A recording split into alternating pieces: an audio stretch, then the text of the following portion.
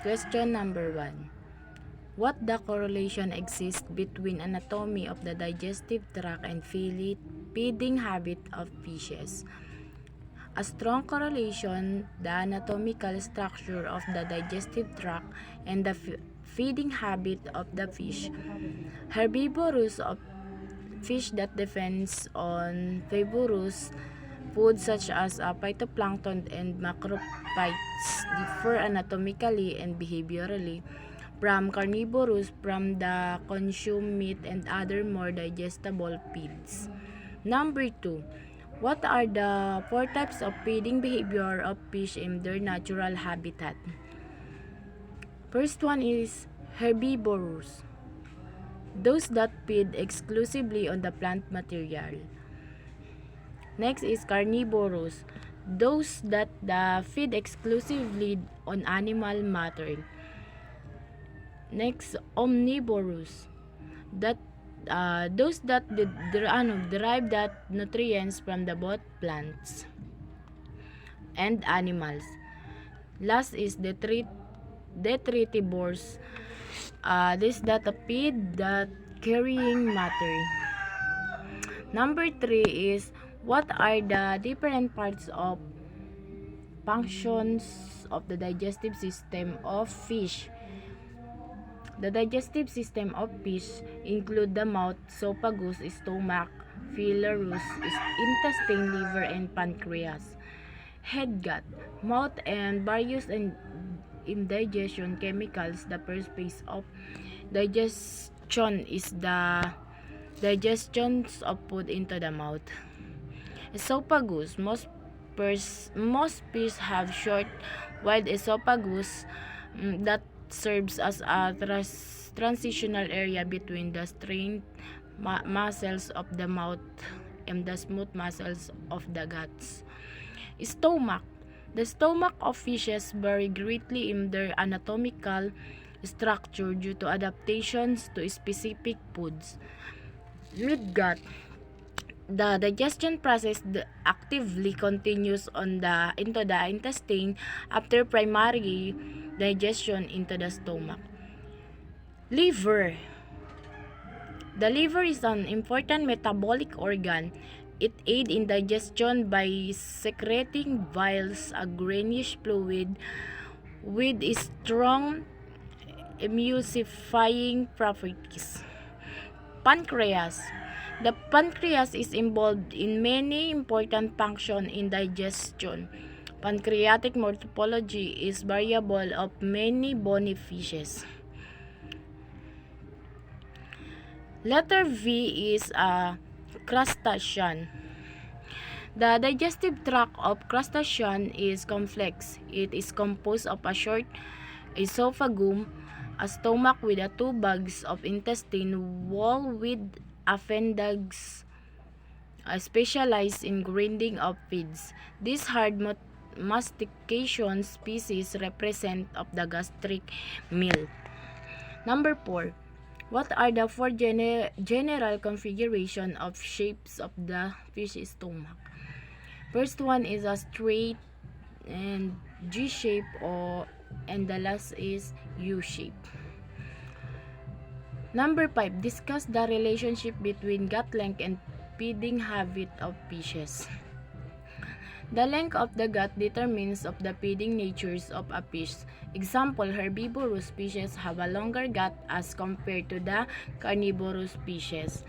Number 6 is a differentiate of the 4 types of epithelial cells found in the hepatopancreatic tubules of crustacean. First one is B, blister-like, and R, resorptive.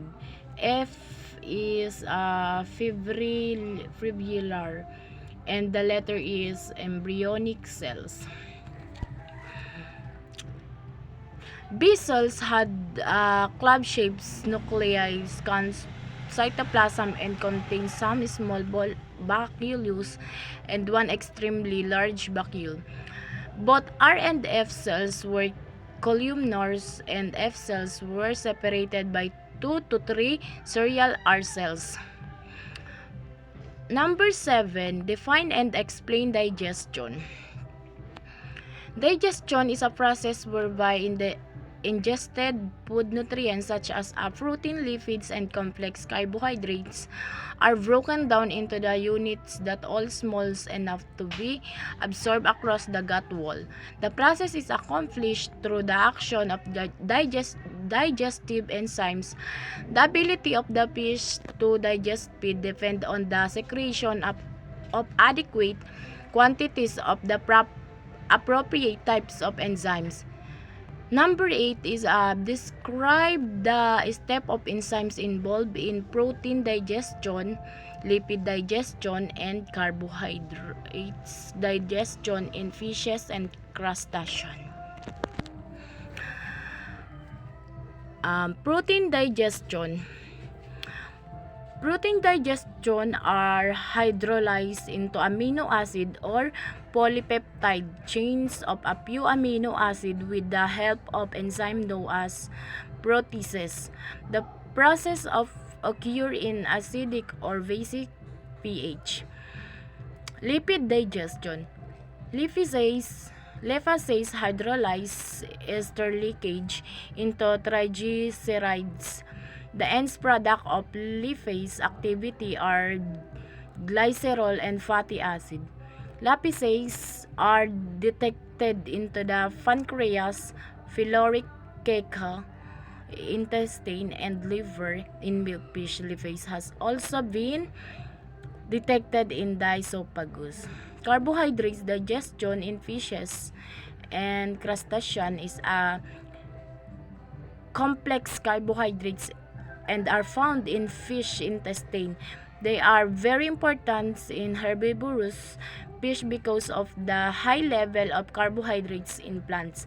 The enzymes amylase catalyzes the digestion of starch. Number 9. Discuss the factor that may affect digestion and absorption of fishes.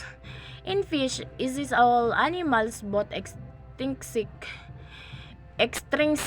and extrinsic factor can alter the efficiency of digestion and absorption. There are those involving the feed itself, feeding practices, as well as the prevailing condition of the digestive tract. Feeding composition, digestibility, and preparation influence digestion and absorption. Dietary fiber and highly indigestible in non-herbivorous due to the absence of the enzymes necessary to break down the complex cells wall in the feed. Number 10. Explain the different stages in the feeding processes in fish. Appetite and satiation.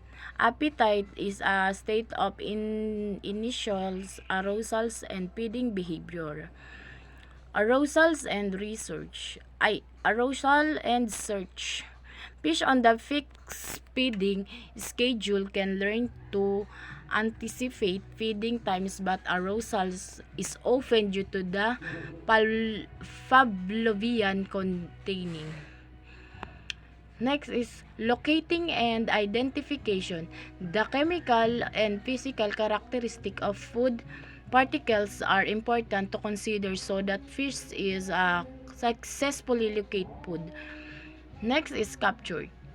In carnivorous, small particles can be indigested whole by being sucked into the mouth from a distance. Next is tasting. Once the food is captured inside the mouth, the fish or shrimp tastes the food, leading the swallowing or rejection. Not all materials taken into the mouth are swallowed. They are tested by suitability by taste receptor inside the mouth, gills, arches, gills, rakers in the tissue surrounding the pharyngeal teeth. Number 11. Name some method in formulating diets. Give the advantage and disadvantage of each method. Ferson's square method. First, draws a square of right and the desired protein level of the feed. At the center of the square, write the two ingredients and their respective protein contained each corner of left sides of the square. Algebraic equation. Separate ingredients into the protein and energy source and calculate average protein contribution of each group according to a specified proportion.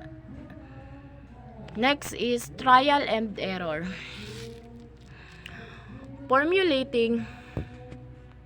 I formulate a diet that will contain the fish meal, the fat soybeans meal, meat and bone meal, rice bran, and vitamin and the mineral mixes. Next is linear programming. Linear programming is used when many ingredients are to be combined for a least cost formula. This method is especially useful in commercial feed manufacture where large quantities of feed ingredients are used.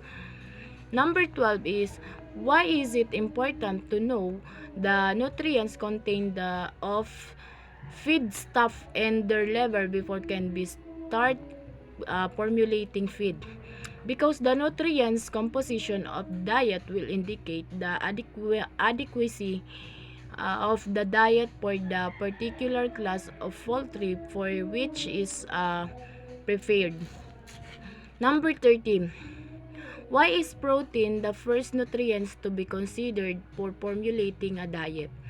Because protein is usually the first nutrients considered with a level of energy in the diet being adjusted to provide an optimum ratio. The protein has no balance for essential amino acid. It is a main constituent of a fish body. Animal sources are higher in protein than plant sources. Number 14. Discuss factors to be considered and their importance in formulating feed for a specific species. Feed formulations is both science and an art, requiring knowledge of feed and the particular animals and some patience in innovation when using formula. Typically, formulations indicates the amount of each ingredients that should be included in the diet and then provide the concentration of nutrients in the diet. 15. Give at least 3 feedstuff that are good source of protein, lipids, and carbohydrates. First one is protein. Protein is a usefulness of feeds as sources of protein depends primarily on the total concentration of protein at the composition of amino acid making up the protein.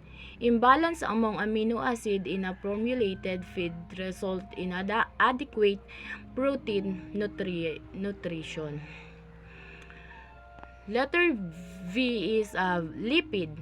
It is a technique of separating sample into the constituent at the measuring or identifying components in the same way.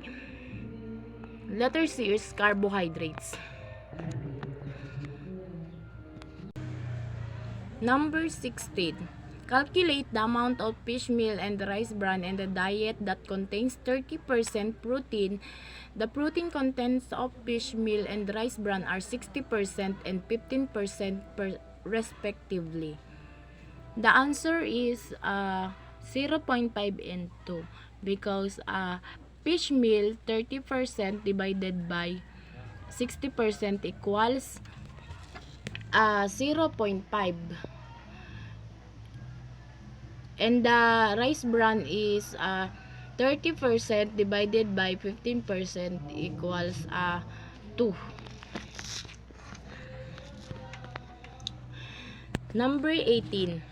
What are the important things to consider in the preparation of aqua feeds? The important things are the options of ingredients continue to expand and improve.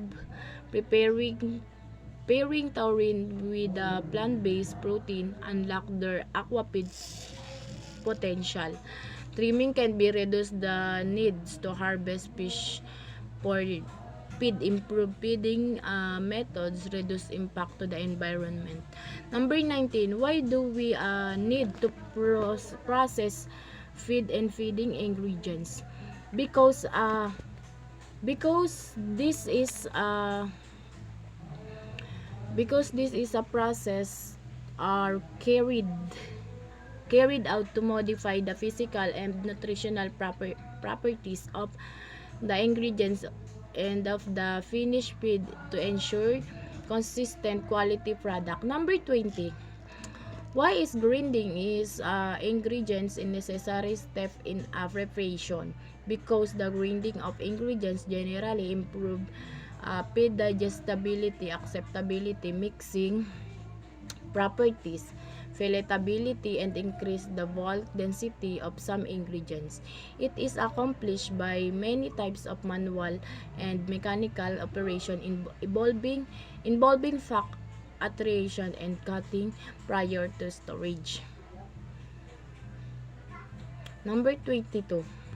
What are the scientific example of anti-nutritional factors in feed ingredients and their effect on aquatic animals?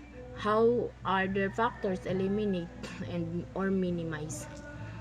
Major anti-nutritional factors which are found in edible crops include saponis, tannins, phytic acid, and gossypol, lectins, protease inhibitors, amylase inhibitors, and goitrogens. In view of the potential deleterious effect in these anti-nutrition factors on the growth of fish, analysis should be done on feedstuff known or suspected to contain the materials. Number 23. What is the purpose of filleting and how those make it a floating and sinking feed? The purpose of filleting is a take of finely divided, sometimes dusty, unpalatable, and difficult to handle feed materials, and by using heat, moisture, and pressure pour it into a large particle. Floating feeds types floats on water. In generally, floating type feeds offer numerous advantage over their sinking counterparts. Sinking feeds are solid feeds pellets that submerge during application. They are more economical. Number 24. Explain briefly the basic step in a small-scale feed preparation and compare this to step in commercial feed preparation milling. First one is grinding. Dry ingredients are finely ground until fine particles are similar size are obtained. Next is screening. The ground ingredients are shaved or sifted using a number 40 sieve or a nylon with a net mesh size of 225 mm. Next is weighing. All ingredients are weighed or measured accurately in a bowl or basin.